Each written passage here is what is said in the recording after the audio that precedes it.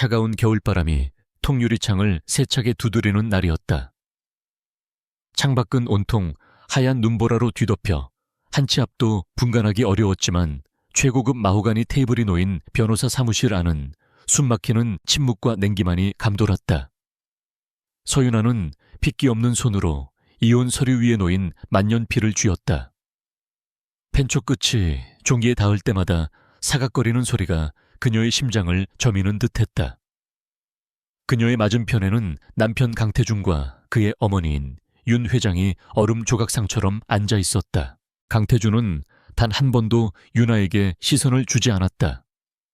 그의 눈은 오직 창밖에 거센 눈보라, 혹은 그 너머 자신이 이끌어야 할 거대한 진성그룹의 미래만을 향해 있는 듯했다. 그의 옆에 앉은 윤 회장은 값비싼 비단 한복을 차려입고 있었지만 그 모습은 온화함과는 거리가 멀었다. 날카롭게 치켜 올라간 눈매와 굳게 담은 입술은 지난 5년간 윤아를 옥죄어왔던 가문의 냉혹함을 고스란히 드러내고 있었다. 모든 것이 그녀가 불임이라는 진단 하나로 끝장나고 있었다. 아직도 망설이는 개냐, 더 이상 끌 시간 없다. 태준의 옆자리는 대를 이을 수 있는 건강한 여자의 자리야. 네가 감히 넘볼 자리가 아니란 말이다. 윤 회장의 목소리는 얼음 송곳처럼 날카롭게 윤아의 가슴을 파고들었다. 그녀는 입술을 깨물었다.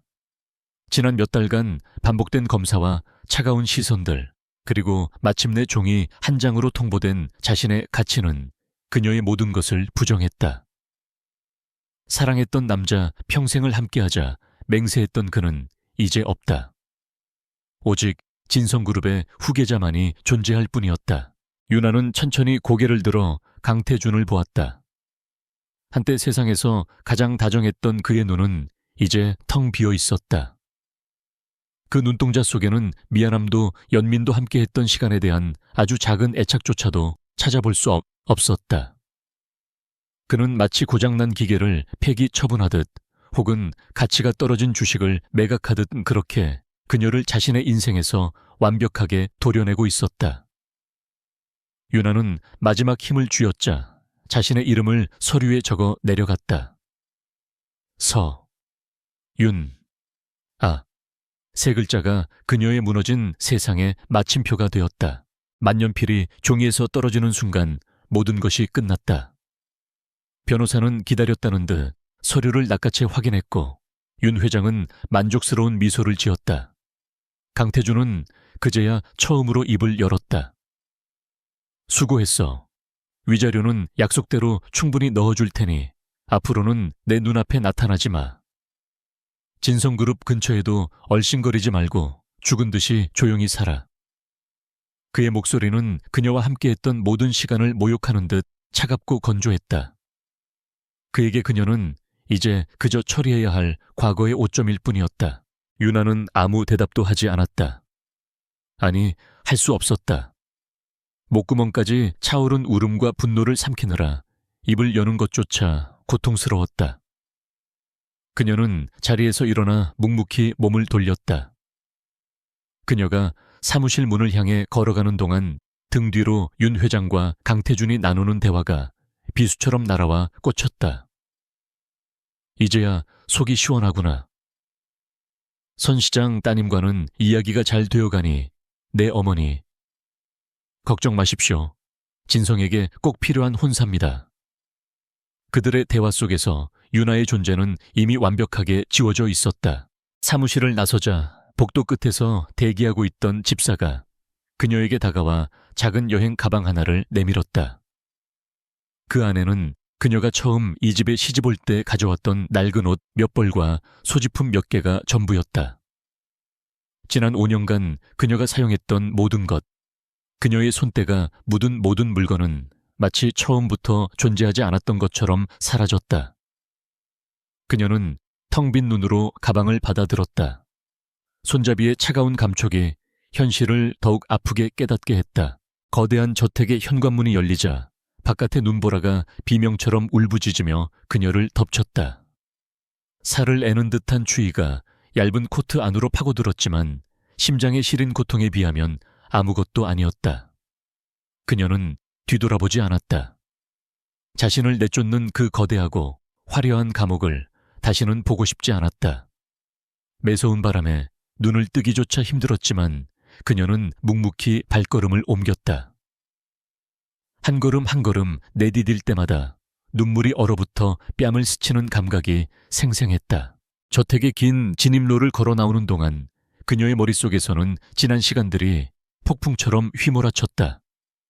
강태준을 처음 만났던 날 그의 수줍은 미소와 따뜻한 눈빛에 반했던 순간, 평범한 집안의 딸이었던 자신을 선택해준 그에게 감사하며 세상 모든 것을 다 가진 것 같았던 결혼식 날의 행복, 그리고 아이를 갖기 위해 노력했던 수많은 밤들과 매달 실망으로 돌아왔던 기다림의 시간들. 그 모든 것이 이제는 한낱째가 되어 눈보라 속에 흩어지고 있었다. 정문이 저 멀리 보이기 시작했을 때 뒤에서 고급 세단의 엔진 소리가 들려왔다. 강태준이 탄 차였다. 차는 그녀 옆을 스쳐 지나가며 잠시 속도를 늦췄다. 차창이 내려가고 그 안에서 차갑게 굳은 그의 얼굴이 보였다. 그의 옆자리에는 이미 다른 여자가 앉아 있었다.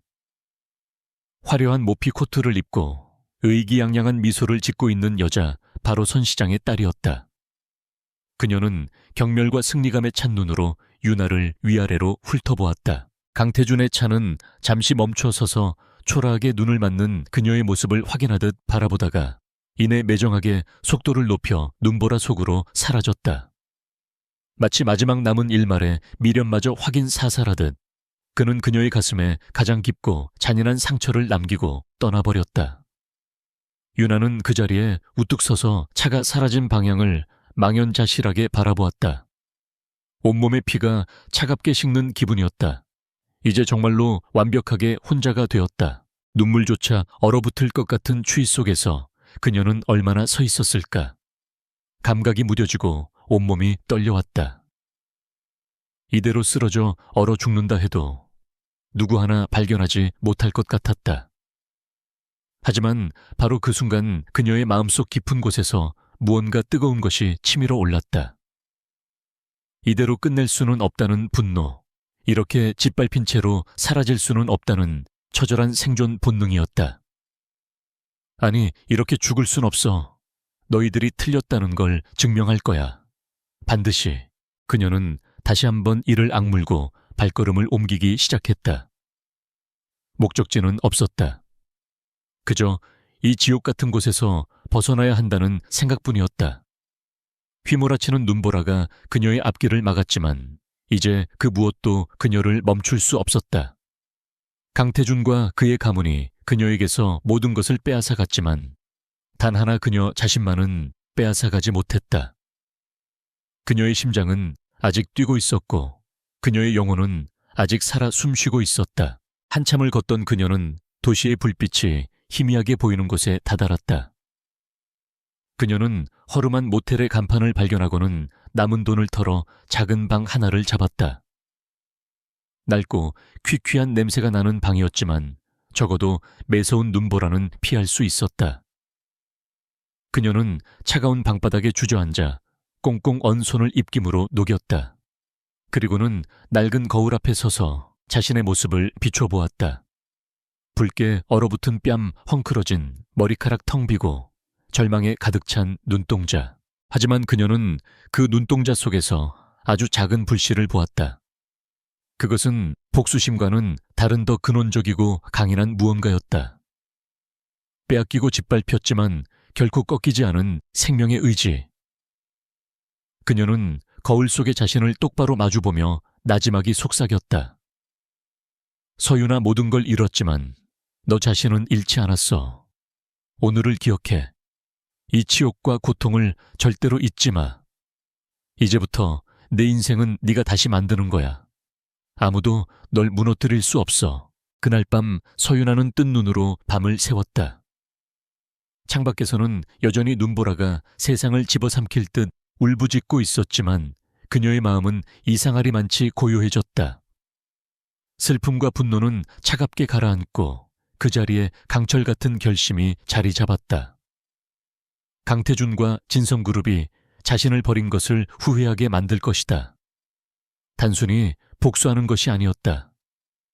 그녀 자신의 힘으로 일어서서 그들이 결코 닿을 수 없는 세상에서 자신의 가치를 증명해 보일 것이다. 트로피 와이프도 아이 낳는 도구도 아닌 온전한 인간 서윤아로서 아침이 밝아오자 거짓말처럼 눈보라가 멎고 세상은 눈부신 설경으로 뒤덮여 있었다. 유나는 작은 가방 하나를 들고 모텔을 나섰다. 어젯밤의 절망에 찬 여자는 더 이상 없었다. 그녀의 눈빛은 차갑고도 단단했으며 앞으로 나아가야 할 길을 정확히 꿰뚫어 보는 듯 했다. 그녀는 이제 아무것도 가진 것이 없었기에 역설적으로 무엇이든 될 수 있었다. 잿더미 속에서 그녀의 새로운 인생이 이제 막 첫걸음을 내딛고 있었다. 그녀는 과거를 묻고 미래를 향해 걸어갔다. 그녀가 가장 먼저 한 일은 자신의 흔적을 지우는 것이었다. 강태준이 준 수표는 찢어버렸다. 그의 돈으로 재기하고 싶지는 않았다.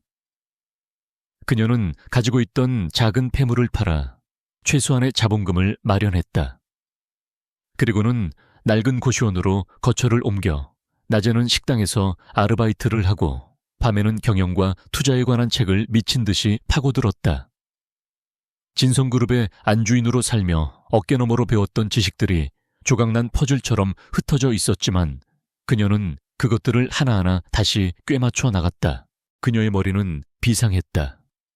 한때 강태준조차 감탄했던 그녀의 분석력과 통찰력은 잠들어 있었을 뿐 사라진 것이 아니었다. 그녀는 작은 주식 투자부터 시작했다. 거대 기업이 아닌 잠재력은 있지만 주목받지 못하는 작은 바이오 벤처나 기술 스타트업에 주목했다. 그녀는 기업의 재무제표 넘어 기술의 본질과 경영자의 철학을 꿰뚫어 보았다. 수면 시간을 줄여가며 분석하고 또 분석했다. 실패도 있었지만 그녀는 좌절하지 않고 실패 속에서 배웠다. 시간이 흐르면서 그녀의 작은 자본금은 눈덩이처럼 불어나기 시작했다. 그녀는 더 이상 고시원에 살지 않게 되었고 작은 오피스텔을 얻어 자신만의 투자 회사를 차렸다. 여전히 그녀의 존재는 세상에 알려지지 않았다. 그녀는 철저히 자신을 숨겼다. 서윤아라는 이름은 과거와 함께 묻어버렸다. 그녀는 이제 다른 이름으로, 다른 모습으로 살아가고 있었다. 오직 단 하나의 목표를 향해서 그녀는 단순히 돈을 버는 것에 만족하지 않았다. 그녀가 주목한 것은 생명과 관련된 분야였다. 아이들을 위한 의료기술, 희귀병 치료제 개발, 소외된 아이들을 위한 교육 시스템. 자신에게서 아이를 가질 능력을 빼앗아간 세상에 대한 그녀만의 방식의 저항이었다. 그녀는 돈으로 생명을 구하고 미래를 만들고 싶었다. 그것이 강태준이 그토록 집착했던 혈연과 가문이라는 허상을 뛰어넘는 진정한 의미의 유산을 만드는 길이라 믿었다. 10년이라는 세월은 그렇게 흘러갔다. 강태준이 진성그룹을 더욱 거대한 제국으로 키우고 세상의 정점에서 군림하는 동안 서윤아는 그림자 속에서 자신만의 왕국을 건설했다. 아무도 그녀를 알아보지 못했다. 버려지고 잊혀진 줄로만 알았던 전 부인의 이름은 사람들의 기억 속에서 완전히 희미해졌다. 하지만 그들은 몰랐다. 가장 혹독한 겨울의 잿더미 속에서 피어난 불씨가 이제 거대한 산을 태울 거대한 불길이 되어 돌아올 준비를 하고 있다는 것을. 10년의 세월은 강산을 변하게 하기에 충분한 시간이었다. 강태준이 버린 잿더미 위에서 서윤아는 자신만의 왕국을 건설했다. 그 왕국의 이름은 새싹 재단이었다. 서울의 번화가에서 조금 벗어난 조용한 동네에 자리 잡은 재단 건물은 차가운 유리와 강철이 아닌 따뜻한 벽돌과 나무로 지어져 일었었다. 건물 전체를 감싸고 도는 담쟁이 덩굴과 계절마다 다른 색의 꽃을 피우는 정원은 이곳이 이윤을 추구하는 기업이 아닌 생명을 보살피는 공간임을 말해주고 있었다. 오늘도 재단은 아침부터 활기가 넘쳤다. 자원봉사자들이 분주하게 움직이고 후원자들의 전화가 쉼없이 울렸다. 그리고 그 중심에는 재단의 설립자이자 이사장인 서윤아가 있었다. 10년 전의 상처와 절망은 그녀의 얼굴에서 찾아볼 수 없었다. 대신 그 자리에는 우아함과 지적인 카리스마, 그리고 모든 것을 꿰뚫어 보는 듯한 깊은 눈빛이 자리 잡고 있었다. 그녀는 더 이상 강태준의 버려진 아내가 아니었다. 수많은 아이들의 희망을 만들어가는 강인한 리더였다. 이사장님, 여기 서류 결제 부탁드립니다. 젊은 비서가 서류를 내밀자 유나는 부드러운 미소로 그것을 받아 들었다. 그녀가 서류를 검토하는 동안 사무실 문이 빼꼼히 열리더니 작은 머리 3개가 쪼르르 들어왔다. 엄마 가장 먼저 달려와 그녀의 다리에 매달린 아이는 막내 하늘이었다.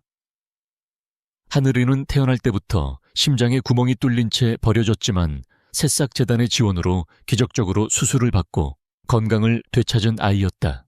그 뒤를 이어 첫째인 바다와 둘째인 별이가 조심스럽게 들어왔다. 바다는 불의의 사고로 부모님을 잃고 실어증을 앓았지만 유나의 따뜻한 보살핌 속에서 다시 말을 할 수 있게 된 소년이었다. 별이는 학대받는 가정에서 구출된 아이로 사람을 극도로 경계했지만 이제는 누구보다 밝게 웃는 소녀가 되어 있었다.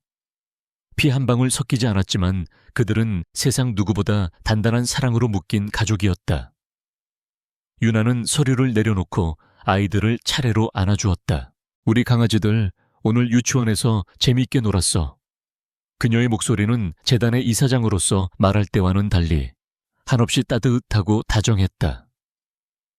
아이들은 저마다 오늘 있었던 일을 제잘거리며 그녀의 품에 파고들었다.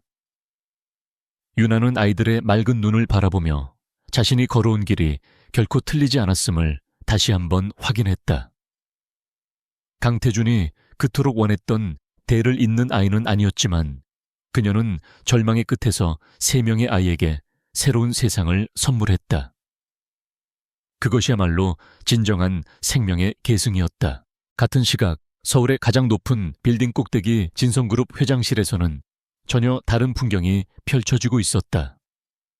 강태준은 거대한 통유리창 앞에 서서 발 아래 펼쳐진 도시를 내려다보고 있었다. 그의 제국이었다.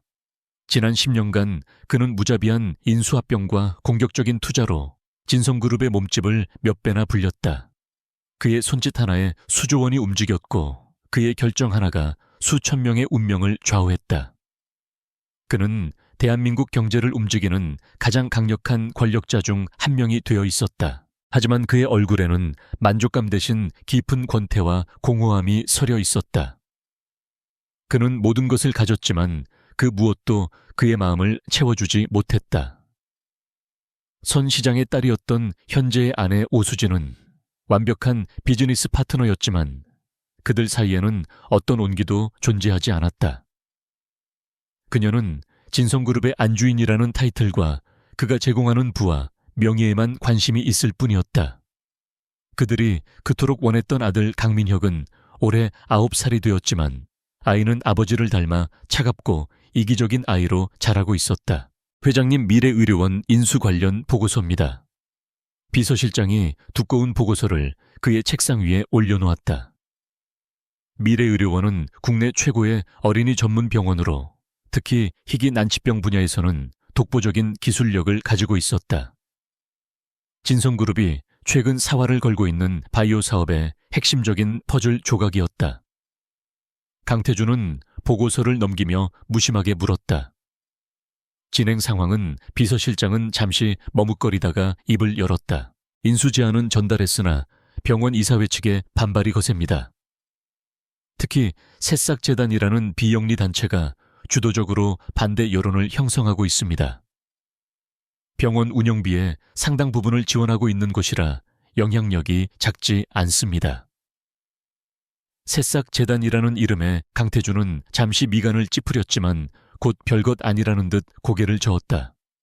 그에게 비영리 재단이란 그저 좋은 평판을 얻기 위한 위선적인 단체일 뿐이었다. 고작 재단 하나 때문에 일이 막힌다는 게 말이 되나 돈으로 해결해. 지금보다 2배 아니 3배를 제시해. 그래도 안 되면 언론을 이용하고 이사들 뒷조사를 해서 약점을 잡아 무슨 수를 써서라도 한 달 안에 인수계약서에 도장을 찍게 만들어. 내 방식 알잖아. 그의 목소리에는 일말의 망설임도 없었다. 그에게 기업 사냥은 약육강식의 논리만이 존재하는 전쟁터였다. 자비나 동정은 패배자들이나 갖는 사치였다. 비서실장은 알겠습니다. 회장님이라고 짧게 대답하고는 조용히 물러났다. 강태준은 다시 창밖으로 시선을 돌렸다. 그의 눈에는 개미처럼 작게 움직이는 사람들과 장난감처럼 보이는 건물들만이 보일 뿐이었다. 그는 자신이 신이라도 된 것처럼 세상을 내려다보았지만 정작 자신의 발밑에서 어떤 거대한 균열이 시작되고 있는지는 전혀 알지 못했다. 그가 하찮게 여긴 새싹재단이라는 이름이 자신의 완벽한 제국을 송두리째 흔들게 될 운명의 서곡이라는 것을. 한편 새싹재단 사무실의 분위기는 무겁게 가라앉아 있었다. 진성그룹의 미래의료원 인수시도 소식은 재단의 그야말로 날벼락 같은 소식이었다. 미래의료원은 단순한 협력병원이 아니었다. 하늘이를 비롯한 수많은 재단 소속 아이들이 치료를 받고 있는 삶의 터전이자 마지막 희망이었다. 만약 수익을 최우선으로 하는 진성그룹의 손에 넘어가게 된다면 돈이 되지 않는 희귀병 환아들에 대한 지원이 끊길 것은 불보듯 뻔했다. 이 사장님, 이대로라면 아이들이 갈 곳을 잃게 됩니다. 진성그룹은 막대한 자금력으로 병원 이사들을 압박하고 있습니다. 벌써 몇몇 이사들은 인수 찬성 쪽으로 돌아섰다는 소문이 돕니다. 재단의 실무를 총괄하는 박 팀장이 침통한 표정으로 보고했다. 직원들의 얼굴에도 불안과 걱정이 가득했다. 거대 기업 진성그룹은 그들이 감당하기에는 너무나도 벅찬 상대였다. 모두의 시선이 조용히 서윤에게로 향했다. 서윤아는 눈을 감고 잠시 생각에 잠겼다. 진성그룹, 강태준. 10년 만에 그녀의 삶에 다시 등장한 그 이름은 여전히 심장을 서늘하게 만들었다. 하지만 그녀는 더 이상 과거의 무력한 서윤아가 아니었다. 그녀는 입을 열었다. 그녀의 목소리는 놀라울 정도로 차분하고 단단했다. 우선 동요하지 마세요. 상대가 거대하다고 해서 우리가 지는 싸움은 아닙니다. 그들에게는 돈이 있지만 우리에게는 돈으로 살 수 없는 명분과 절박함이 있습니다. 그녀는 자리에서 일어나 회의실 화이트보드 앞으로 걸어갔다. 진성그룹의 목적은 단 하나 바이오 사업 확장을 통한 이윤 극대화입니다. 그들은 미래의료원의 기술력과 데이터를 원하죠. 하지만 우리는 달라요. 우리는 아이들의 생명을 지켜야 합니다. 이 싸움의 본질은 돈과 생명의 대결입니다. 그녀는 보드에 여론전, 법적 대응, 주주 설득이라는 세 가지 키워드를 적었다. 그녀의 머릿속은 이미 복잡한 전쟁의 지도를 그리고 있었다. 박 팀장님은 언론사들과 접촉해서 이번 인수의 부당성을 알리는 기획 기사를 준비해 주세요. 어린이 환자들을 내쫓고 이익을 챙기려는 거대 기업의 비정한 이미지를 부각시켜야 합니다. 법무팀은 인수 과정에서 진성 측의 불법적인 행위나 절차상의 허점을 파고들 준비를 하세요. 작은 꼬투리라도 잡으면 그걸로 시간을 벌 수 있습니다. 그녀의 지시는 막힘이 없고 명확했다. 불안에 떨던 직원들의 눈에 조금씩 다시 빛이 돌기 시작했다. 가장 중요한 것은 미래의료원의 소액주주들과 직원들을 우리 편으로 만드는 것입니다. 진성그룹이 제시하는 돈보다 더 큰 가치, 즉 병원의 공공성과 아이들의 미래라는 대의를 설득해야 합니다. 제가 직접 그들을 만나겠습니다. 그녀의 선언에 회의실 안에 모두가 숨을 죽였다. 재단의 이사장이 직접 전면에 나서 싸우겠다는 의미였다.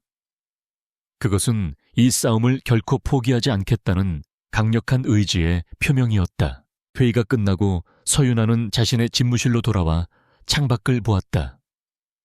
재단 정원에서 아이들이 해맑게 웃으며 뛰어놀고 있었다. 저 웃음을 지키기 위해서라면 그녀는 그 어떤 괴물과도 싸울 준비가 되어 있었다. 강태준 당신은 돈으로 세상을 살 수 있다고 믿겠지. 하지만 나는 당신이 결코 가질 수 없는 것을 지키기 위해 싸울 거야. 그리고 반드시 이길 거야. 그녀의 눈빛이 차갑게 빛났다. 10년간 잠들어 있던 사자의 발톱이 서서히 드러나는 순간이었다. 며칠 후 서윤아의 계획은 일사불란하게 실행에 옮겨졌다. 인터넷 언론을 시작으로 거대 자본에 팔려나는 아이들의 마지막 희망. 진성그룹 어린이병원 상대로 무자비한 기업 사냥과 같은 자극적인 제목의 기사들이 쏟아져 나오기 시작했다. 기사에는 병마와 싸우는 아이들의 안타까운 사연과 만약 병원이 넘어가면 치료를 중단해야 할지도 모른다는 부모들의 절박한 호소가 담겨 있었다. 여론은 급격하게 새싹재단 쪽으로 기울기 시작했다. 강태준은 보고를 받고 경로했다. 고작 비영리 재단 하나가 자신의 계획에 감히 흠집을 낸다는 사실을 용납할 수 없었다. 당장 그 재단 이사장이라는 여자부터 처리해 돈으로 매수하든 약점을 잡아 협박하든 입을 막아버려 그의 불호령이 떨어졌지만 진성그룹의 해결사들은 곧 난관에 부딪혔다.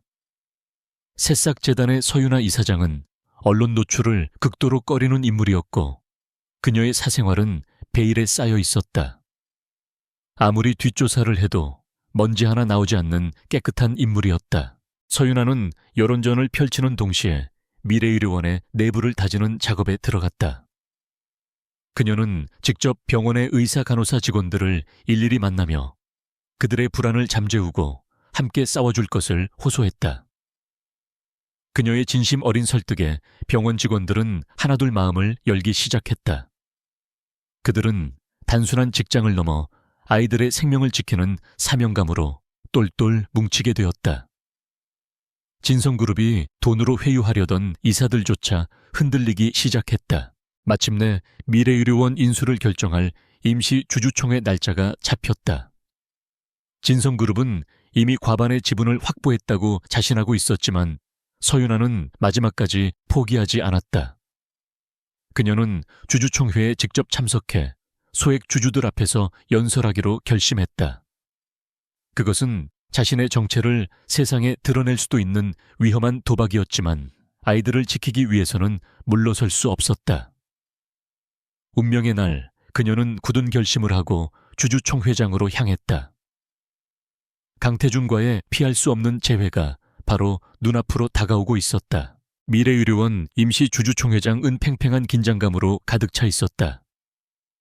한쪽에는 대한민국 최고의 로펌 변호사들을 대동하고 여유만만한 표정으로 앉아있는 진성그룹의 인수팀이 자리했다. 그들의 값비싼 정장과 오만한 태도는 이미 승리를 예감하고 있는 듯했다. 반대편에는 서윤아와 박 팀장, 그리고 재단의 고문 변호사 단 3사람만이 앉아 있었다. 수적으로나 외형적으로나 완전히 밀리는 상황이었지만 그들의 눈빛에는 조금의 흔들림도 없었다. 예상대로 강태준은 모습을 드러내지 않았다. 이 정도 일은 자신이 직접 나설 가치도 없다고 판단한 것이 분명했다. 그를 대신해 인수합병을 총괄하는 인물은 저승사자라는 별명을 가진 구조조정 전문가 최진규 부사장이었다.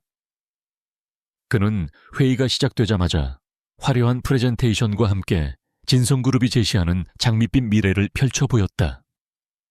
최첨단 의료 장비 도입, 대규모 연구개발 투자, 그리고 주주들을 위한 파격적인 배당금 약속까지.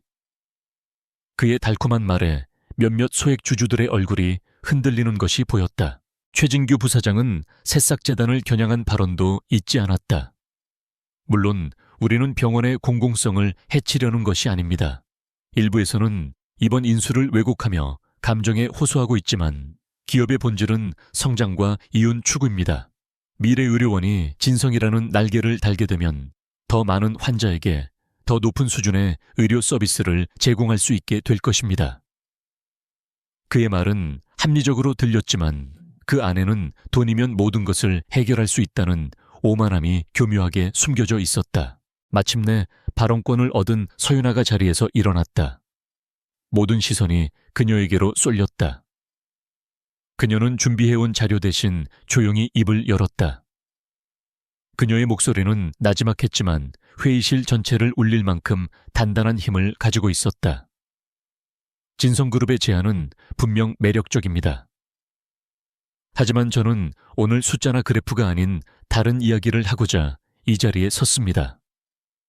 미래의료원은 단순한 건물이 아니라 매일 기적을 꿈꾸는 아이들의 우주라는 이야기입니다.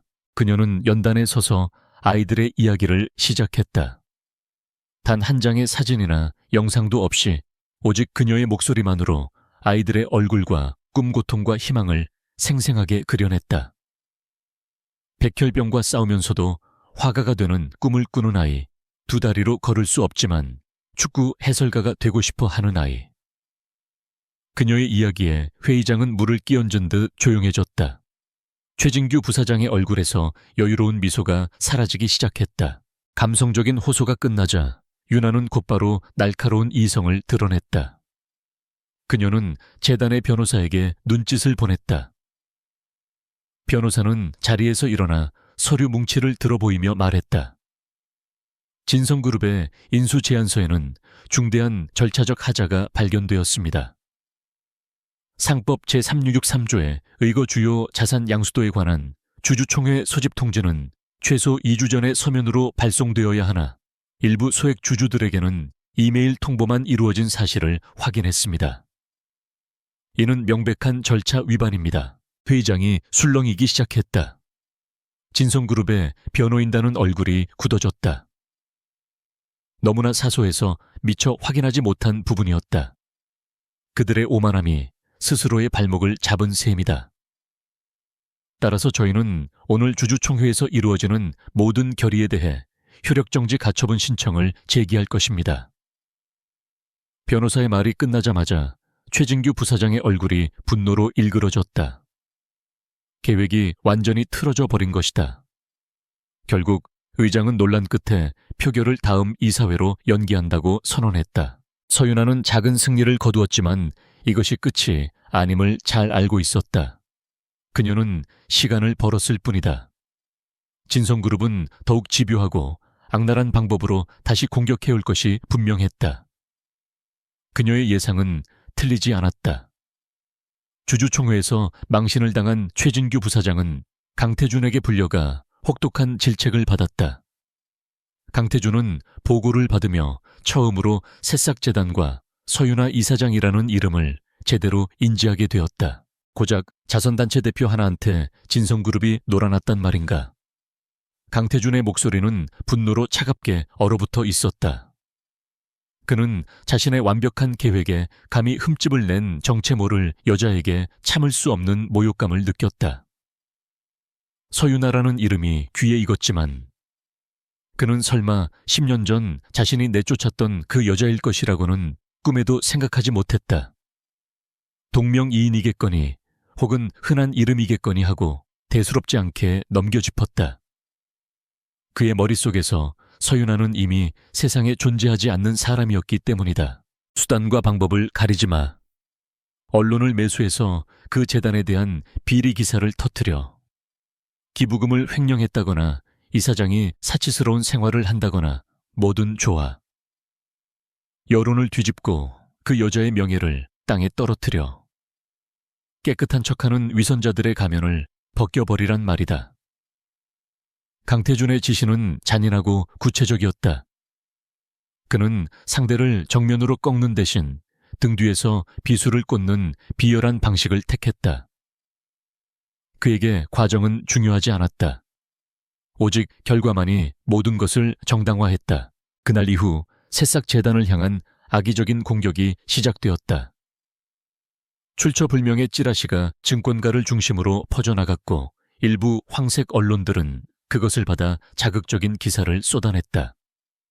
새싹재단 후원금은 어디로 이사장의 수상한 자금 흐름 포착, 시민의 선의를 악용하는 두 얼굴의 자선사업가. 재단의 전화는 항의와 문의로 불통이 되었고 후원을 철회하겠다는 연락도 빗발쳤다. 10년간 쌓아 올린 신뢰의 탑이 한순간에 무너져 내릴 위기였다. 직원들은 불안에 떨며 동요했다. 하지만 서윤아는 흔들리지 않았다. 오히려 그녀는 이 공격을 예상했다는 듯 침착하게 대응을 지시했다. 이럴 때일수록 투명하게 모든 것을 공개하는 것이 우리의 가장 강력한 무기입니다. 즉시 외부 회계 법인을 선정해 재단의 모든 재무 자료에 대한 특별 감사를 요청하세요. 그리고 그 결과를 가감없이 언론에 모두 공개하겠습니다. 그녀의 결정은 정면 돌파였다. 진실보다 더 강한 방패는 없다고 믿었기 때문이다. 며칠 뒤 서윤아는 직접 기자회견을 자청했다. 수많은 카메라 플래시가 터지는 가운데 그녀는 담담한 표정으로 연단에 섰다. 그녀는 변명하거나 감정에 호소하지 않았다. 대신 외부 회계 법인의 감사 결과 보고서를 모든 기자에게 배포했다. 보고서에는 재단의 모든 수입과 지출이 단 1원의 오차도 없이 투명하게 기록되어 있었다. 오히려 이사장인 그녀 자신은 지난 10년간 재단에서 단 한 푼의 월급도 받지 않았다는 사실까지 명시되어 있었다.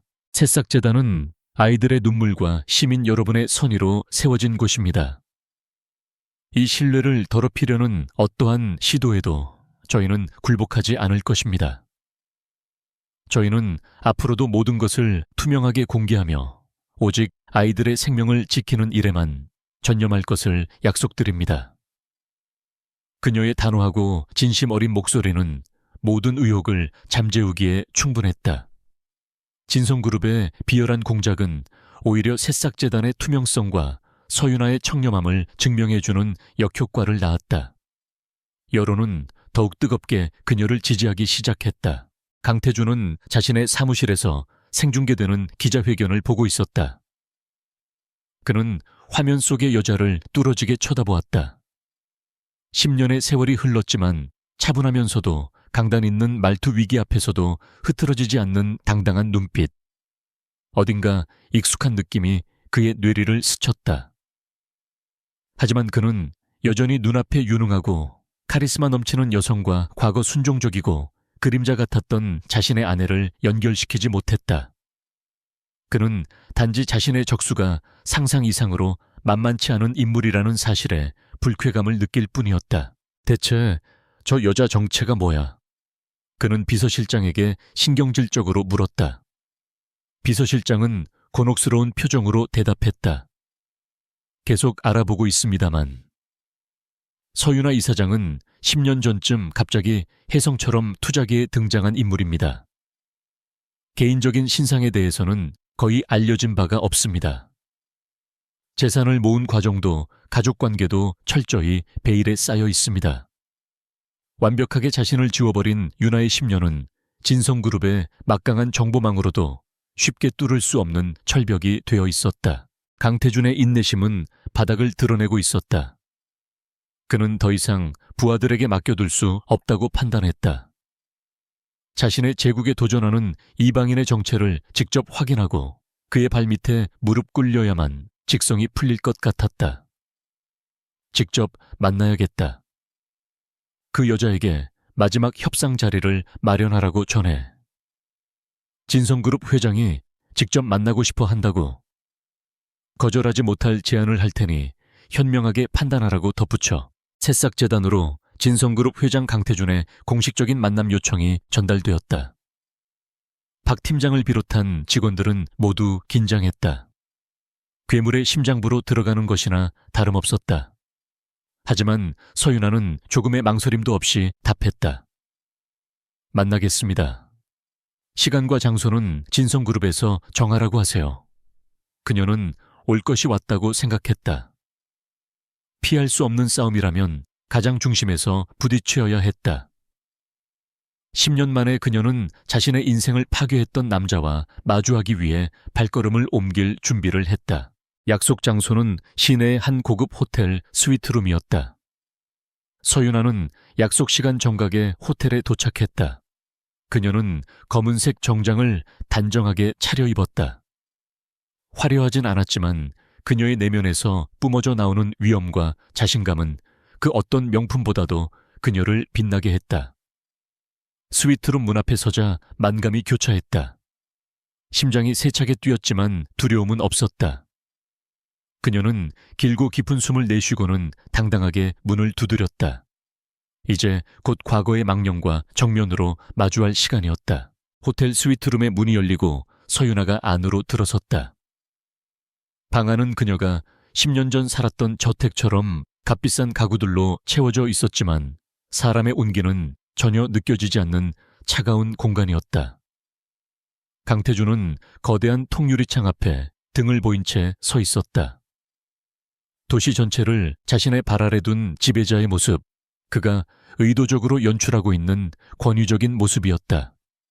그는 문이 열리는 소리에도 뒤돌아보지 않았다. 상대의 길을 처음부터 완전히 꺾어 놓으려는 계산된 행동이었다. 새싹재단 이사장님 되십니까? 바쁘신 분이 여기까지 오시느라 수고가 많으셨군. 강태준은 여전히 창밖을 바라보며 말했다. 그의 목소리에는 상대를 아래로 내려다보는 오만함이 가득했다. 그는 이 재단 이사장이라는 여자 역시 돈의 힘 앞에서는 결국 무릎을 꿇게 될 것이라고 확신했다. 백지수표 한 장이면 해결될 문제, 혹은 약간의 협박이면 충분히 정리될 골칫거리 정도로 생각하고 있었다. 하지만 서윤아는 그의 의도대로 움직여주지 않았다. 그녀는 주눅들거나 긴장하지 않았다. 오히려 조용하고 침착한 발걸음으로 방 중앙으로 걸어 들어와 멈춰 섰다. 그녀의 침묵이 흐르자 마침내 강태준이 천천히 몸을 돌렸다. 그의 입에는 모든 것을 안다는 듯한 거만한 미소가 걸려 있었다. 내 제안을 듣고 현명한 판단을 내리시길. 그의 말이 차에 끝나기도 전에 그는 눈앞에 서 있는 여자의 얼굴을 보고 그대로 얼어붙었다. 미소가 그의 얼굴에서 산산조각 났다. 눈동자가 믿을 수 없다는 듯 세차게 흔들렸다. 10년의 세월이 흘러 얼굴선은 더 날렵해지고 분위기는 완전히 달라졌지만 그 본질적인 모습, 특히 그 깊고 고요한 눈빛은 변하지 않았다. 과거의 기억들이 폭풍처럼 그의 머릿속을 헤집어 놓았다. 눈보라 속에서 초라하게 서 있던 모습, 이혼 서류 앞에서 절망에 떨던 모습, 순종적이고 그림자처럼 조용했던 여자. 그 기억 속의 아내와 지금 눈앞에 당당하고 기품 있는 여성이 도저히 하나로 연결되지 않았다. 강태준의 뇌가 현실을 받아들이기를 거부했다. 착각일 거야. 닮은 사람이겠지. 하지만 그의 심장은 이미 진실을 알아차리고 미친 듯이 울려대고 있었다. 세상에서 가장 하찮게 여기고 자신의 손으로 직접 내버렸던 존재가 10년이 지나 자신의 제국을 위협하는 가장 강력한 적으로 눈앞에 서 있다는 이 끔찍한 현실. 그의 완벽했던 세계에 거대한 균열이 생기는 순간이었다. 그의 혼란을 비웃기라도 하듯 서윤아가 먼저 입을 열었다. 그녀의 목소리는 지극히 사무적이고 조금의 감정 동요도 없었다. 안녕하십니까. 진성그룹 강태준 회장님. 새싹재단 이사장 서윤아입니다. 그녀는 자신의 이름을 또박또박 말했다. 그 이름은 더 이상 강태준의 아내라는 수식어에 갇혀 있지 않았다. 그것은 그녀 스스로의 힘으로 일궈낸 새로운 정체성이었고 과거를 향한 완벽한 이별 통보였다. 그 목소리의 강태준은 마침내 현실을 인정할 수밖에 없었다. 충격은 곧바로 참을 수 없는 분노와 굴욕감으로 바뀌었다.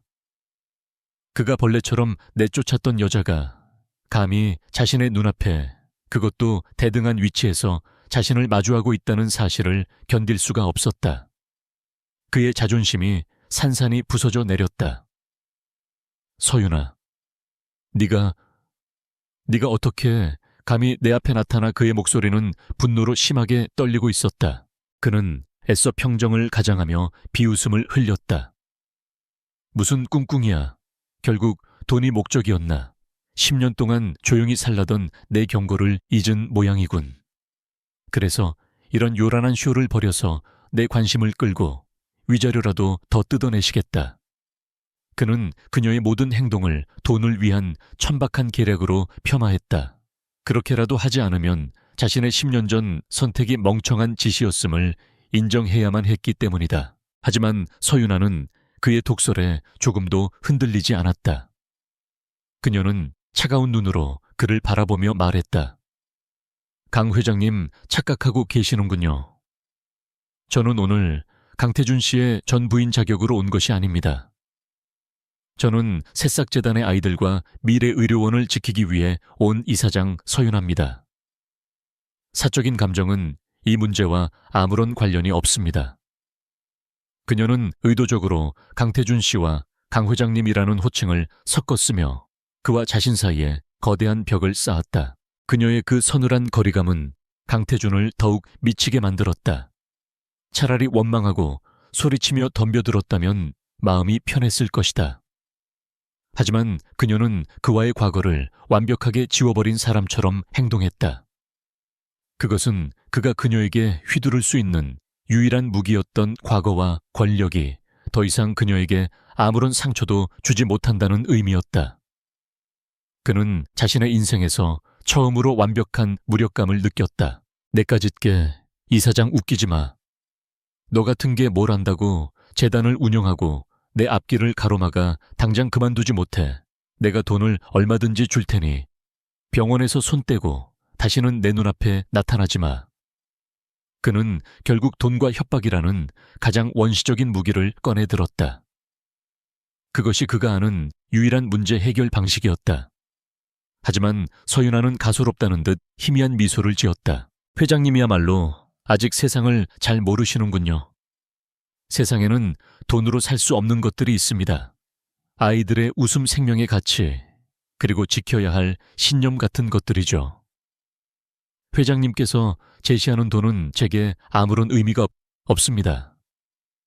그러니 헛수고하지 마시고 미래의료원 인수를 깨끗하게 포기하십시오. 그것이 진성그룹의 명예를 위해서도 좋은 길일 겁니다. 그녀의 말은 정중했지만 그 안에는 강철 같은 의지가 담겨 있었다. 이제 협상은 완전히 결렬되었다. 강태준은 이성의 끈을 놓아버렸다. 그의 눈은 증오와 살해로 번들거렸다. 그는 서윤아에게 한 걸음 다가서며 목소리를 낮게 깔았다. 좋아. 그렇게 나오시겠다 이거지. 후회하게 만들어주마. 네가 10년 동안 애써 쌓아 올린 그 모래성을 내가 단숨에 아주 처참하게 무너뜨려 주겠어. 내 뿌리가 얼마나 하찮고 보잘것없는 것이었는지 온 세상 사람들이 알게 해주마. 그의 선전포고는 더 이상 기업 인수를 위한 것이 아니었다.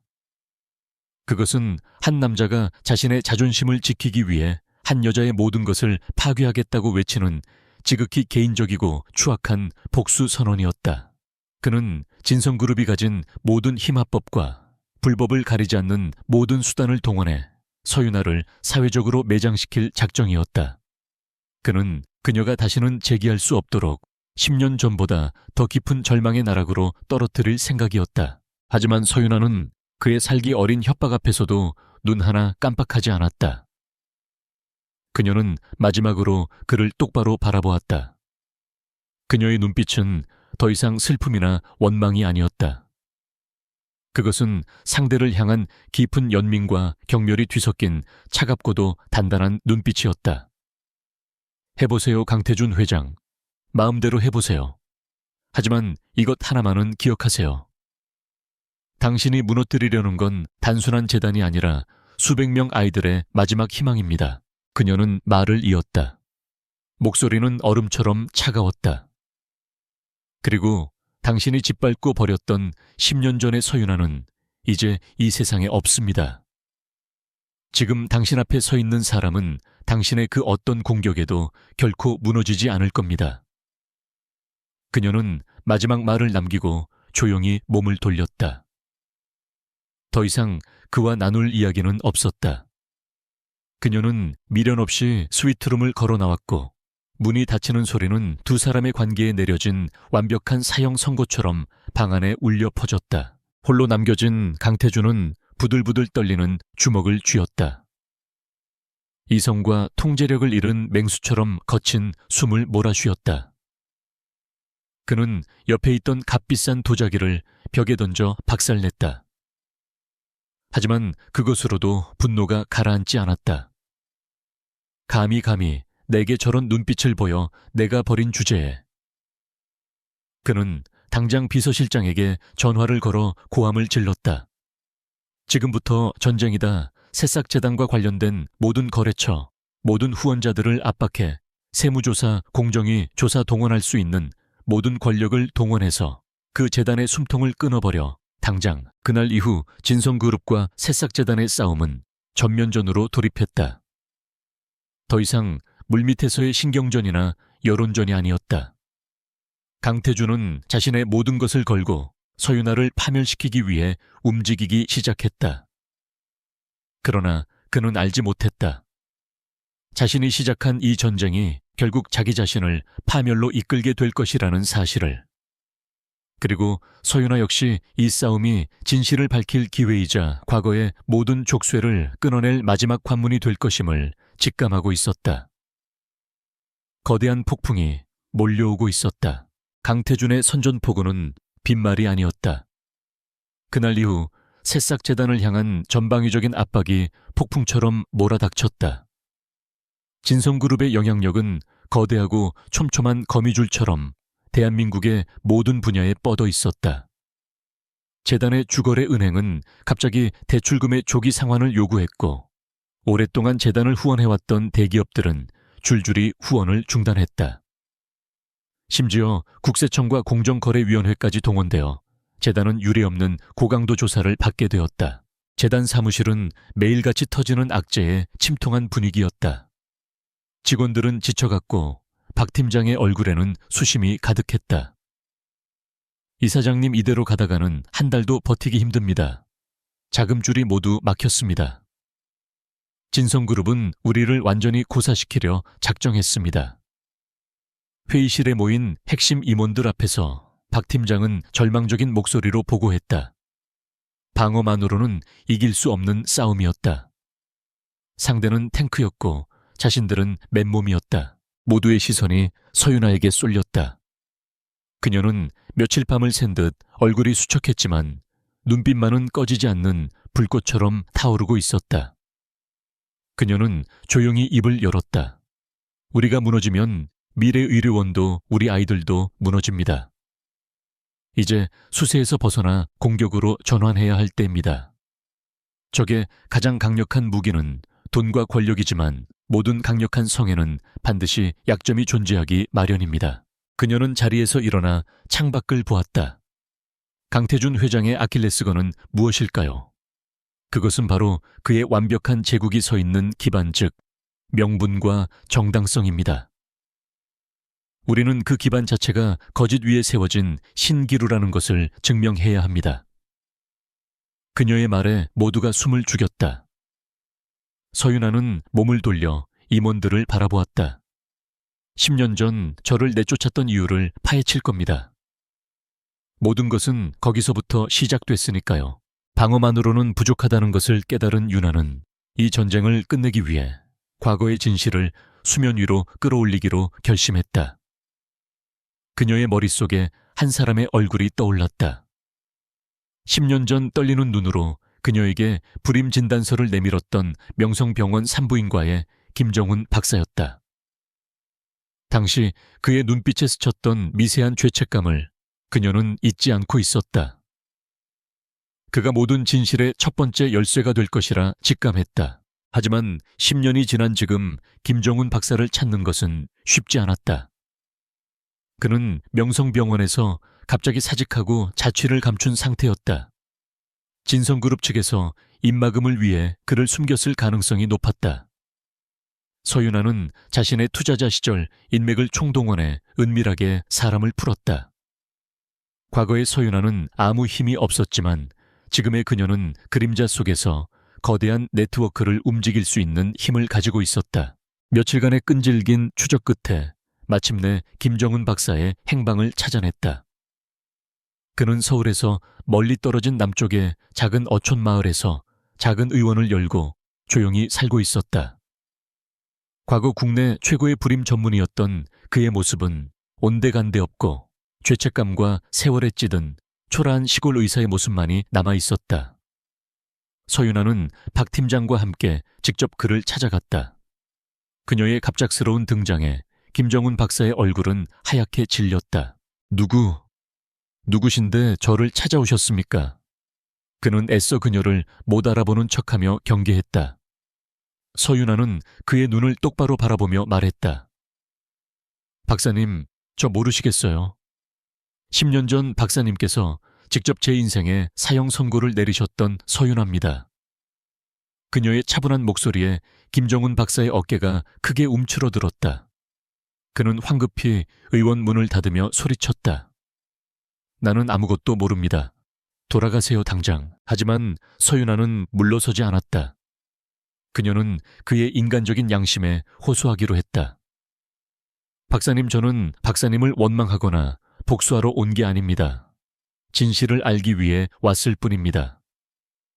박사님의 거짓 진단 하나 때문에 지금 수많은 아이들이 치료받을 기회를 잃고 죽음의 문턱에 서 있습니다. 의사로서 평생을 바쳐 지키고자 했던 생명의 가치가 이런 것입니까? 그녀는 새싹 재단 아이들의 사진을 그의 앞에 내밀었다. 사진 속에서 해맑게 웃고 있는 아이들의 모습을 본 김정훈 박사의 눈빛이 세차게 흔들렸다. 그의 손이 부들부들 떨리기 시작했다. 지난 10년간 그를 괴롭혔던 악몽이 다시 살아나는 듯했다. 결국 그는 그 자리에 주저앉아 오열하기 시작했다. 오랫동안 억눌러왔던 죄책감이 한꺼번에 터져 나온 것이다. 한참을 울던 그는 마침내 무거운 입을 열었다. 죄송합니다. 정말 죄송합니다. 모든 것이 거짓이었습니다. 그의 고백은 충격적이었다. 당시 강태준의 어머니인 윤 회장이 병으로 시한부 선고를 받은 그의 아들을 빌미로 그를 협박했다. 미국에서의 수술비 전액을 지원해주는 대가로 서윤아의 진료 기록을 조작하고 불임 진단을 내리라고 지시했던 것이다. 그는 의사로서의 양심과 아들을 살리고 싶은 아버지의 마음 사이에서 결국 돌이킬 수 없는 선택을 했다. 그는 그 증거로 당시 윤 회장과의 대화를 몰래 녹음했던 파일과 비밀리에 보관해 온 윤아의 진짜 진료 기록을 그녀에게 건넸다. 첫 번째 증거를 확보한 서윤아는 다음 단계로 나아갔다. 김정훈 박사의 증언을 통해 당시 수술실에서 그를 도왔고 함께 돈을 받고 침묵을 강요당했던 간호사가 있었다는 사실을 알게 되었다. 그녀의 이름은 최선미였다. 그녀는 이미 병원을 그만두고 다른 이름으로 개명한 채 살고 있었다. 그녀를 찾는 것은 더욱 위험하고 힘든 일이었다. 진성그룹이 이미 그들의 움직임을 눈치채고 감시망을 펼쳤을 가능성이 높았기 때문이다. 서윤아는 미행을 따돌리고 여러 차례 접선 장소를 바꾸는 등 첩보 영화를 방불케 하는 작전 끝에 마침내 최선미와 만날 수 있었다. 그녀는 작은 식당을 운영하며 평범한 주부로 살고 있었다. 그녀 역시 처음에는 완강히 부인하며 서윤아를 피했다. 진성그룹의 보복이 두려웠기 때문이다. 하지만 서윤아는 포기하지 않았다. 그녀는 돈이나 협박이 아닌 진심으로 그녀를 설득했다. 최선미 씨, 당신도 여자고 언젠가 어머니가 될 사람입니다. 한 여자의 인생과 어머니가 될 권리를 짓밟은 거짓말에 평생 양심의 가책을 느끼며 살고 싶으신가요? 지금이라도 바로잡을 기회를 드릴게요. 저와 함께 진실을 밝혀주세요. 제가 당신과 당신의 가족을 끝까지 지켜드리겠습니다. 서윤아의 진심 어린 눈빛과 약속에 최선미의 마음이 흔들리기 시작했다. 결국 그녀는 모든 것을 털어놓았다. 그녀의 증언은 더욱 구체적이었다. 그녀는 당시 윤 회장뿐만 아니라 강태준의 현재 아내인 오수진 역시 이 계획에 깊이 관여했다는 사실을 증언했다. 오수진은 자신의 아버지를 통해 병원에 압력을 넣었고 김 박사와 최선미에게 돈을 전달하는 역할을 직접 맡았다. 강태준과 결혼하기 위해 그들은 처음부터 서윤아를 제거할 목적으로 치밀한 음모를 꾸몄던 것이다. 모든 퍼즐 조각이 맞춰졌다. 서윤아는 김정훈 박사의 녹취 파일과 진료 기록, 그리고 최선미의 자필 진술서와 당시 오수진으로부터 돈을 받았던 계좌, 이체 내역까지 확보했다. 그것은 강태준과 그의 가문, 그리고 진성그룹의 도덕성을 한 번에 무너뜨릴 수 있는 강력한 핵폭탄이었다. 이제 방패가 아닌 가장 날카로운 창이 그녀의 손에 쥐어졌다. 재단 사무실로 돌아온 서윤아는 책상 위에 증거 자료들을 펼쳐놓았다. 박 팀장은 자료들을 보며 경악을 금치 못했다. 이사장님, 이 정도의 증거라면 이건 단순히 병원 인수 문제를 넘어 진성그룹 전체를 뒤흔들 수 있는 엄청난 스캔들입니다. 그의 목소리는 흥분과 긴장으로 떨리고 있었다. 그들은 마침내 방역의 기회를 잡은 것이다. 서효윤아는 창밖의 어두운 도시를 바라보았다. 그녀의 눈빛은 그 어느 때보다 차갑고 냉철했다. 전쟁에서 이기려면 가장 결정적인 순간에 적의 심장부를 정확히 타격해야 합니다. 그녀의 머릿속은 이미 마지막 전투의 무대를 그리고 있었다. 수많은 언론과 투자자, 그리고 대한민국의 모든 이목이 집중되는 곳, 바로 며칠 앞으로 다가온 진성그룹의 정기 주주총회장이었다. 그녀는 그곳에서 모든 진실의 판도라 상자를 열 작정이었다. 진성그룹의 정기 주주총회장은 부와 권력의 정점을 보여주는 듯 화려하고 웅장했다. 대한민국을 움직이는 재계 인사들과 국내외 투자자들, 그리고 수백 명의 기자들이 모여 인산인해를 이루었다. 단상 중앙에 선 강태준은 의기양양했다. 그의 얼굴에는 세상을 다 가진 자의 오만함과 자신감이 넘쳐 흘렀다. 그는 지난 분기에 경이로운 실적을 발표하며 진성의 위대함을 역설하고 있었다. 존경하는 주주 여러분, 진성그룹은 또 한 번의 신화를 만들어냈습니다. 그리고 우리의 성장은 여기서 멈추지 않을 것입니다. 최근 추진 중인 미래의료원 인수는 진성의 바이오 산업을 세계 최고 수준으로 끌어올릴 기폭제가 될 것입니다. 일부에 비상식적인 방해가 있었지만 곧 완벽하게 마무리될 것입니다. 그의 연설이 끝나자 장내에서는 우레와 같은 박수 소리가 터져 나왔다. 강태준은 그 박수 소리를 만끽하며 희열에 찬 미소를 지었다. 바로 그 순간이었다. 주총회장의 거대한 문이 소리 없이 열리고 한 여성이 당당한 걸음으로 들어섰다. 소란스러웠던 장내가 순간적으로 조용해지며 모든 사람의 시선이 그녀에게로 쏠렸다. 서윤아였다. 그녀의 등장은 계획에 없던 완벽한 이변이었다. 경호원들이 그녀를 막으려 했지만 그녀는 서은이라는 가명으로 매입해둔 의결권 있는 주식의 위임장을 보여주며 그들을 제지했다. 그녀는 불청객이 아닌 발언권을 가진 정식 주주로서 그 자리에 선 것이었다. 강태준의 얼굴에서 미소가 사라지고 차가운 분노가 서렸다. 저 여자가 감히 여기까지. 그는 서윤아의 행동을 궁지에 몰린 쥐의 마지막 발악이라고 생각했다. 여기서 공개적으로 망신을 주고 완전히 짓밟아 버릴 생각이었다. 서윤아는 단상을 향해 걸어가 의장인 강태준에게 정식으로 발언권을 요청했다. 의장님 주주로서 진성그룹의 윤리 경영 및 브랜드 가치에 심각한 위험이 될 수 있는 긴급 안건에 대해 발언할 기회를 주시기 바랍니다. 상법상 정당한 주주의 발언 요구를 의장이 명분 없이 막을 수는 없었다. 강태준은 마지못해 허락하며 경멸적인 눈빛으로 그녀를 쏘아보았다. 좋소. 하지만 명심하시오.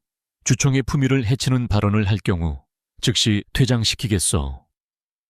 그는 그녀가 고작 감정에 호소하며 읍소나 할 것이라고 예상했다. 그러나 연단에 선 서윤아의 모습은 그의 예상과 완전히 달랐다.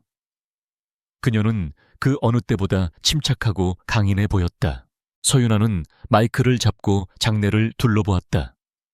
수백 개의 눈동자가 그녀를 향해 있었다. 그녀는 강태준을 잠시 응시한 뒤 조용히 입을 열었다. 그녀의 목소리는 떨림없이 선명하게 장내에 울려 퍼졌다. 존경하는 주주 여러분, 그리고 강태준 회장님. 저는 오늘 이 자리에서 한 가지 질문을 드리고자 합니다. 거짓과 기만으로 쌓아 올린 성공은 과연 얼마나 오래 갈 수 있습니까? 의미심장한 질문에 장내가 술렁이기 시작했다. 그녀는 더 이상 시간을 끌지 않았다. 지금부터 제가 보여드리는 것은 진성그룹의 리더가 자신의 성공을 위해 어떤 비윤리적인 행위를 저질렀는지에 대한 명백한 증거들입니다. 그녀의 말이 끝나기 무섭게 단상 뒤편의 거대한 스크린에 음성 파일의 파형이 나타났다. 그리고 곧이어 겁에 질린 한 남자의 목소리가 흘러나왔다. 10년 전 김정훈 박사가 윤 회장과 나누었던 대화의 녹음 파일이었다. 회장님, 제발 의사로서 양심을 팔 수는 없습니다. 양심. 내 아들 목숨값보다 네 양심이 더 중요하단 말인가. 장내의 모든 사람들이 숨을 죽였다. 녹취 파일 속에는 한 사람의 인생을 파괴하라는 윤 회장의 차가운 명령과 아들을 살리기 위해 고뇌하는 의사의 절규가 고스란히 담겨 있었다. 강태준의 얼굴은 백지장처럼 하얗게 질렸다. 그는 자리에서 벌떡 일어나 소리쳤다. 당장 꺼져건 조작이야, 음모라고. 하지만 그의 외침은 서윤아의 다음 증거 앞에 무력하게 묻혔다. 스크린에는 2개의 진단서가 나란히 나타났다. 하나는 그녀가 건강하다는 내용의 원본 진료 기록이었고, 다른 하나는 진성그룹이 법원에 제출했던 불임이라는 글자가 선명한 위조된 진단서였다. 누가 봐도 명백한 조작의 흔적이었다. 장내는 이제 경악을 넘어 충격에 휩싸였다. 기자들의 카메라 플래시가 미친 듯이 터지기 시작했다. 그것이 끝이 아니었다. 스크린에는 이번엔 한 여성의 얼굴이 나타났다. 간호사 최선미의 영상 증언이었다. 그녀는 눈물을 흘리며 10년 전의 모든 음모를 상세하게 털어놓았다. 윤 회장뿐만 아니라 강태준의 현재 아내인 오수진이 이 모든 계획을 주도했으며 돈으로 자신을 매수했다는 사실까지. 증거로 그녀의 통장에 오수진의 이름으로 거액이 입금된 거래 내역까지 화면에 선명하게 나타났다. 모든 것이 폭로되는 순간 강태준의 세계는 완벽하게 무너져 내렸다. 그는 단상 위에서 얼어붙은 채 아무것도 할 수 없었다. 그의 눈동자는 초점을 잃고 흔들렸다. 맨 앞자리에 앉아있던 아내 오수진은 사색이 되어 자리를 피하려 했지만 이미 기자들에게 둘러싸여 옴짝달싹할 수 없는 상태였다. 그들이 쌓아 올린 부와 명예, 그리고 그들의 결혼 자체가 추악한 거짓과 음모의 산물이었음이 온 세상에 생중계되고 있었다. 주총 회장은 아수라장이 되었다. 분노한 주주들은 고함을 질렀고 기자들은 단상으로 몰려들었다. 한쪽 스크린에 표시된 실시간 주가 정보에는 진성그룹의 주식이 수직으로 추락하는 그래프가 그려지고 있었다. 10년간 강태준이 쌓아 올린 위대한 제국이 단 몇 분 만에 신기루처럼 허물어지고 있었다.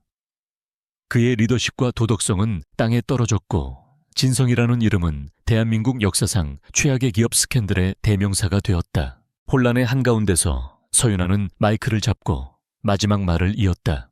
그녀의 목소리는 그 어떤 소음보다도 크고 단호하게 울렸다. 주주 여러분, 이것은 제 개인적인 복수가 아닙니다. 이것은 진실에 대한 증명입니다. 거짓 위에 세워진 기업은 결국 무너질 수밖에 없다는 것. 비윤리적인 리더는 여러분의 소중한 자산을 결코 지켜줄 수 없다는 것에 대한 증명입니다. 그녀는 말을 마치고 조용히 연단에서 내려왔다. 그녀의 임무는 끝났다. 끓어오르는 분노도 승리에 더하. 그저 오랫동안 짊어졌던 무거운 짐을 내려놓은 듯한 평온함만이 그녀를 감쌌다. 그녀가 아수라장이 된 주총회장을 가로질러 밖으로 나가는 동안 아무도 그녀를 막지 못했다. 마치 홍해가 갈라지듯 그녀를 위해 길이 열렸다. 그녀가 건물 밖으로 나왔을 때 이미 입구에는 검찰 수사관들이 들이닥치고 있었다. 홀로 남겨진 강태준은 무너진 단상 위에서 망연자실하게 서 있었다. 수많은 카메라가 여전히 그를 향해 있었지만 그의 귀에는 아무 소리도 들리지 않았다. 눈앞에는 10년 전 눈보라 속으로 자신을 원망스럽게 바라보던 서윤아의 마지막 모습이 환영처럼 어른거렸다. 그는 자신이 버린 것이 단순히 한 여자가 아니라 자신의 인생 전부였다는 것을 너무나도 늦게 깨달았다. 그의 완벽했던 제국은 이제 폐허가 되었고 그는 그 폐허의 한가운데 선몰락한 왕일 뿐이었다. 진성그룹 주주총회에서 터져나온 진실의 폭탄은 대한민국 전체를 뒤흔들었다. 강태준의 제국은 그가 쌓아 올린 속도보다 더 빠르게 무너져 내렸다. 검찰의 대대적인 수사가 시작되었고 강태준과 오수진 그리고 진성그룹의 핵심 임원들은 모두 법의 심판대에 섰다. 10년 전의 의료기록 조작뿐만 아니라 그동안 그들이 저질렀던 수많은 비리와 불법 행위들이 양파 껍질처럼 벗겨졌다. 여론은 그들에게서 완전히 등을 돌렸다. 강태준은 모든 것을 잃었다. 회장직에서 쫓겨났고 경영권은 전문 경영인에게 넘어갔다.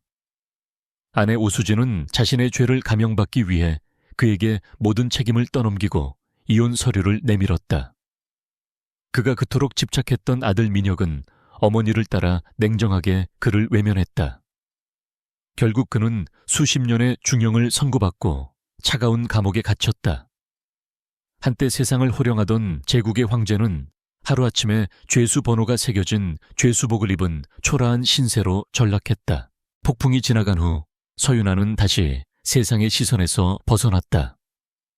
많은 사람들이 그녀가 진성그룹의 새로운 주인이 될 것이라 예상했지만 그녀는 경영권 분쟁에 조금도 개입하지 않았다. 그녀의 전쟁은 복수를 위한 것이 아니었기 때문이다. 그녀는 새싹재단의 이사장 자리로 돌아와 이전처럼 묵묵히 아이들을 돌보는 일에만 전념했다.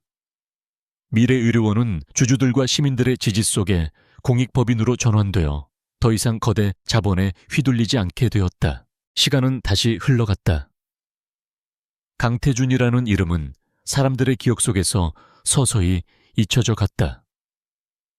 그 사이 서윤아의 아이들은 무럭무럭 자라났다. 첫째 바다는 상처를 극복하고 의대에 진학해 어머니처럼 아픈 아이들을 돕는 의사가 되겠다는 꿈을 키웠다. 둘째 별이는 뛰어난 예술적 재능을 보여 유명 예술고등학교에 들어갔고 막내 하늘이는 심장이 아팠던 아이라고는 믿기지 않을 만큼 건강하고 씩씩한 청소년으로 성장했다. 서윤아는 아이들이 커가는 모습을 보며 더할 나위 없는 행복을 느꼈다. 그녀는 더 이상 과거의 상처에 얽매이지 않았다. 그녀의 삶은 아이들의 웃음소리와 재단의 아이들이 건강을 되찾았다는 소식들로 가득 채워져 있었다. 그녀는 세상에서 가장 부유한 사람은 아니었지만 세상에서 가장 충만한 삶을 사는 사람이었다. 그녀가 만든 사랑의 유산은 돈으로 환산할 수 없는 가치를 지니고 있었다. 하지만 운명은 때로 너무나 잔인했다. 평화로운 나날을 보내던 어느 날 서윤아는 건강검진에서 뇌종양 말기라는 청천벽력 같은 진단을 받게 되었다. 너무 늦게 발견한 탓에 손을 쓸 수도 없는 상태였다. 의사는 그녀에게 남은 시간이 얼마 없다고 말했다. 그녀는 절망하지 않았다. 오히려 담담하게 자신의 마지막을 준비하기 시작했다.